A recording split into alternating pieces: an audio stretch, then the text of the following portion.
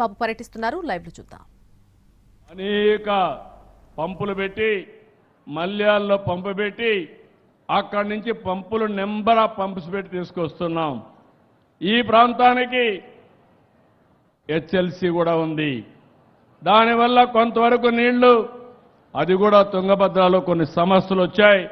ఈ సంవత్సరం గేట్లను కూడా రిపేర్ చేస్తున్నాం. భవిష్యత్తులో అవి కూడా ప్రక్షాళన చేసి నేను ఒకటే చెప్పాను అస్మిత్ రెడ్డికి, నీకు నీళ్లు ఎంత కావాలనేది కాదు, ప్రతి ఎకరాకు నీళ్లు ఇచ్చే బాధ్యత ఈ ప్రభుత్వానిది, ఉపయోగించుకునే బాధ్యత మీది. ఇప్పుడు కూడా యాడికి మండలం వెనుకబడింది. ఆ యాడికి మండలాన్ని సస్యశ్యామలం చేసే బాధ్యత, పూర్తిగా నీళ్లు ఇచ్చే బాధ్యత ప్రభుత్వం తీసుకుంటాం. ఈరోజు మీరు చూస్తే మొత్తం రాష్ట్రం ఒక ఖరీఫ్కి 547 టీఎంసీ కావాలి, రబీకి 343 టీఎంసీలు కావాలి, మొత్తం 890 టీఎంసీలు కావాలి, పరిశ్రమలకు 28 కావాలి, త్రాగునీటికి 157 కావాలి. మొత్తం మీరు ఒకసారి చూస్తే 1300 టీఎంసీ నీళ్లు కావాలి. వర్షం ద్వారా నీళ్లు వస్తాయి, పై నుంచి వర్షాలు పడితే నదుల ద్వారా నీళ్లు వస్తాయి. ఈరోజు మీరందరూ గుర్తుపెట్టుకోవాల్సింది, ఈ సంవత్సరం 74 టీఎంసీ నీళ్లు అనంతపురం తీసుకొచ్చామంటే, ఒక పక్కన పోలవరం దగ్గర గోదావరి నుంచి పట్టిసీమ కట్టాం. పట్టిసీమలో నీళ్లు లిఫ్ట్ చేసి నేరుగా కృష్ణా డెల్టాకు తీసుకొచ్చాం. కృష్ణా డెల్టాలో వాడే నీళ్లు, రబీకి ఖరీఫ్కు వాడే నీళ్లు అక్కడ సేవ్ చేసి ఆ నీళ్లు రాయలసీమకు మళ్లించాం. రాయలసీమని ఈరోజు రత్నాలసీమగా తయారు చేసే కార్యక్రమానికి శ్రీకారం చుట్టాం. అంటే ఓసారి మీ అందరిలో ఆలోచన రావాలి, దేశంలోనే తక్కువ వర్షపాతం పడే రెండో జిల్లా అనంతపురం జిల్లా. అలాంటి జిల్లా ఈరోజు తెలుగుదేశం పార్టీ చూపించిన చొరవ, ఎన్డీఏ చేసే కార్యక్రమాలతో దేశంలోనే ఎక్కువ పళ్ళు కూరగాయలు పండించి ఒక సంపన్నమైన జిల్లాగా అనంతపురం జిల్లా తయారు చేసే బాధ్యత ఈ ప్రభుత్వం తీసుకుంటాం. దీనికి ప్రధానం నీళ్లు.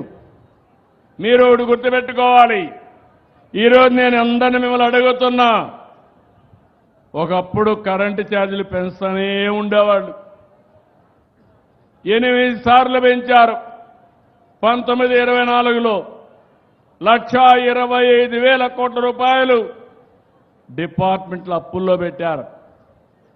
ఈరోజు ఈ ప్రభుత్వం వచ్చిన తర్వాత సమర్థతో పనిచేస్తున్నాం. కరెంటు ఛార్జీలు పెంచమని చెప్పాం. వాళ్ళు పెంచిన 4,660 కోట్లు ట్రూ అప్ ఛార్జెస్ ని ట్రూ డౌన్ ఛార్జెస్ గా చేసి ఎవరికి భారం పడకుండా చేసింది ఈ ప్రభుత్వం అని చెప్పి నేను మీకు తెలియజేస్తున్నా. అదే మార్గం నీటి ఎద్దడి మీరు గుర్తుపెట్టుకోవాల్సిన అవసరం ఉంది. ఒక గోదావరి చూస్తే సంవత్సరానికి 3,000 టీఎంసీ నీళ్లు సముద్రానికి ఆవరేజ్ వెళ్ళిపోతున్నాయి. నిన్న పోయిన సంవత్సరం కృష్ణాలో 1,500 టీఎంసీ నీళ్లు సముద్రంలోకి వెళ్ళాయి. కనీసం ఇందులో ఇక్కడుండే నీళ్లని ఉపయోగించుకుని ఒక 200-300 టీఎంసీ నీళ్లు తేగలిగితే ఇంకా కరువనే మాటే ఉండదు. అన్ని రిజర్వాయర్లో నీళ్లు పెట్టుకోగలిగితే, భూమిని జలాశయంగా మార్చగలిగితే, ఒకసారి వర్షం పడకపోయినా సమర్థవంతంగా మేనేజ్ చేసుకునే పరిస్థితికి వస్తాం. ఈరోజు నేను గర్వంగా చెప్తున్నాను, రబీ ఖరీఫ్ 2 పంటలు అయిపోయిన తర్వాత ఒక్క జలాశయాల్లోనే 65% నీళ్లు నిండుగా ఉండి జలాశయాలన్నీ కూడా జల కళ సంతరించుకున్నదంటే అది ఈ ప్రభుత్వం ముందు చూపని మరొక్కసారి మీ అందరికీ విజ్ఞప్తి చేస్తున్నాను. జలం అనేది, నీళ్లు అనేది ఒక సంపద. మీరు ఎట్లయితే డబ్బులు బ్యాంకుల్లో పెట్టుకుంటారో మీ గ్రామాల్లో జలాన్ని భూమిలో అయినా రిజర్వాయర్ అయినా పెట్టుకోగలిగితే అదే సంపదను సృష్టిస్తుందని చెప్పి కూడా నేను మీకు తెలియజేస్తున్నా. నేను ఒక మాట చెప్పేవాడిని ఎప్పుడు, నదుల అనుసంధానం జరగాలి. వాజ్పేయి గారి పీరియడ్లో ఆ రోజు కూడా ప్రయత్నం చేశాం.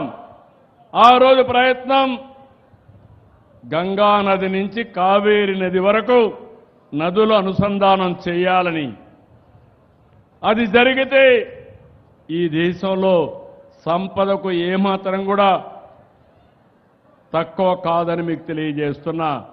నేను ప్రధానమంత్రి గారిని అడిగాను, మోడీ గారిని అడిగితే ముందు మీరు రాష్ట్రంలో చేయండి, తర్వాత దేశంలో కూడా చేస్తామని అన్నారు.